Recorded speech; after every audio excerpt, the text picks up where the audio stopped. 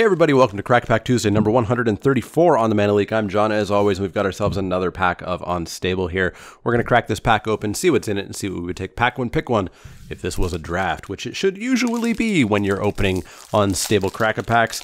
I did buy a box of this, and I will not be just cracking that box. I'm going to be doing, hopefully, a live stream draft, and if that doesn't work out, I'll still be drafting it anyways. Up first, we have Shaggy Camel. Shaggy Camel's 3 and a white for a host creature camel. It's a 3/3 when it enters the battlefield. Creatures you control get +1/+1 until end of turn. This is a fine card. The repeatable effect of this is where you're really going to go off if you're going wide with gnome tokens or something, but it's not a first pick. It's a fine card, though. Magic Word is up next, and it certainly can be a first pick card. 2 and a blue for an enchantment aura, enchant creature. As Magic Word enters the battlefield, choose a word. Whisper the chosen word. Tap the enchanted creature. This is just, you know, it's claustrophobia. It's keep the creature tapped always. Really good card. Just remember the word you chose. My store owner, who's not got the best memory at times, simply chose the word or the name of the creature. So he would say Shaggy Camel and tap the Shaggy Camel. Anyways, Magic Word, certainly first pickable card. Wild Crocodile is up next. We had Wild Crocodile last week. 1 and a green for a host creature Crocodile. Whenever it enters the battlefield, you go search for a basic land and put it into your hand for a 1/1.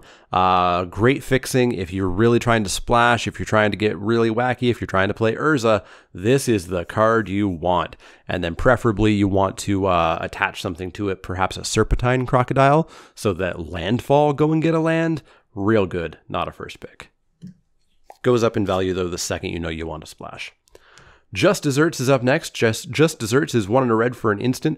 Just Desserts deals pi damage to target creature. Pi, of course, being 3.14159265358979323.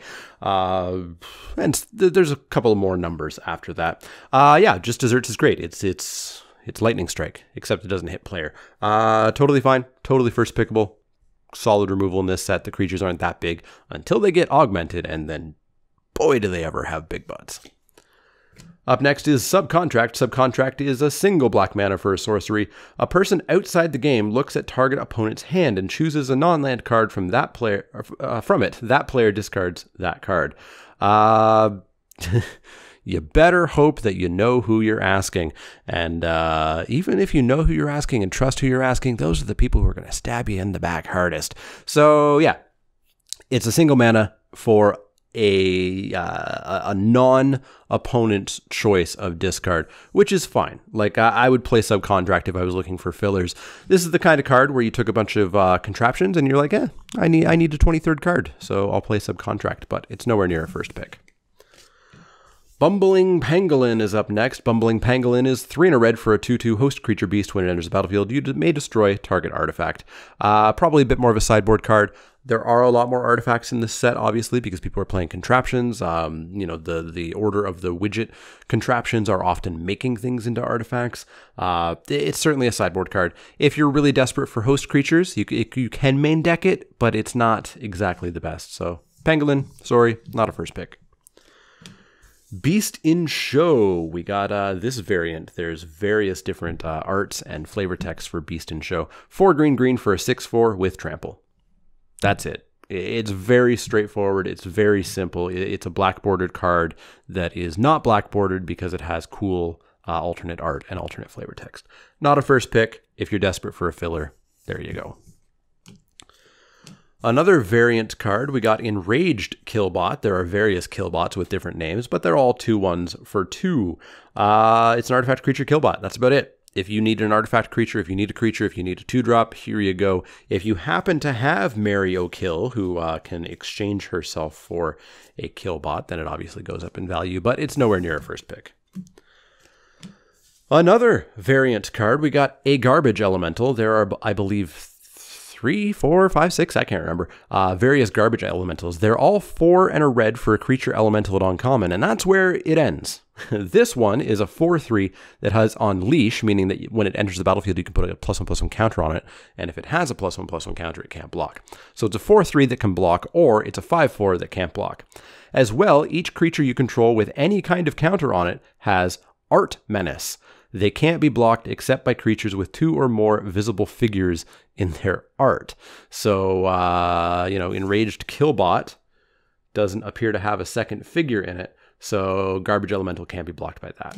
And of course, if you unleashed this, it would have a counter, which means it would have Art Menace as well as your other creatures.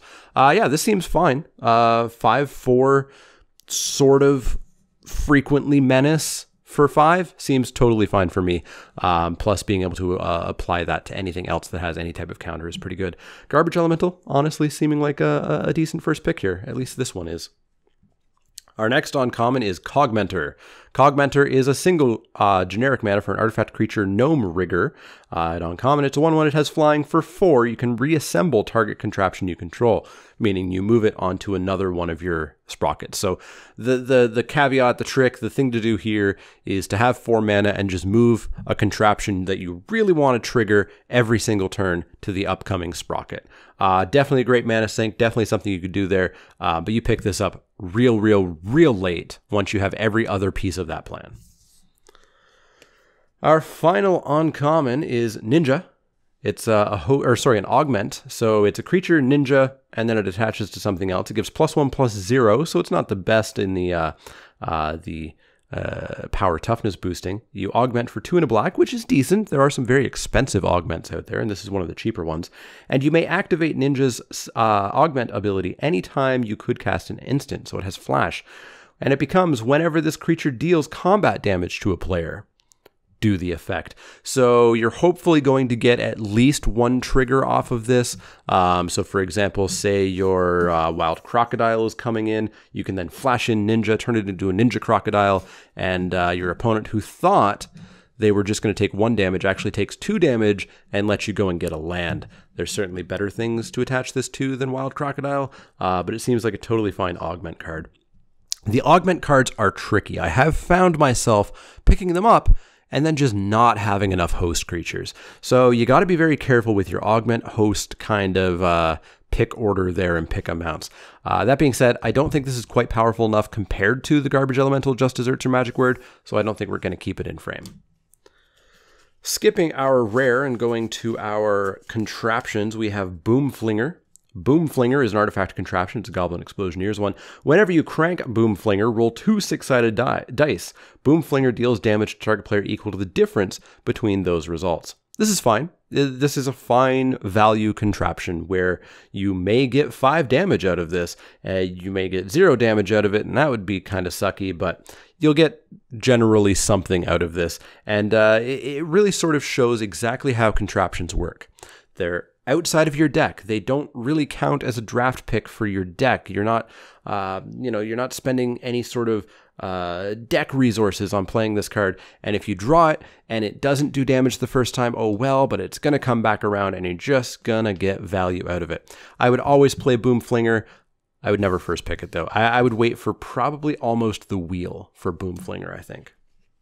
We got a rare contraption as well, Hypnotic Swirly Disc. This is an artifact contraption from the Agents of Sneak. Whenever you crank Hypnotic Swirly Disc, target player puts the top X cards of his or her library into his or her graveyard, where X is the number of creatures you control.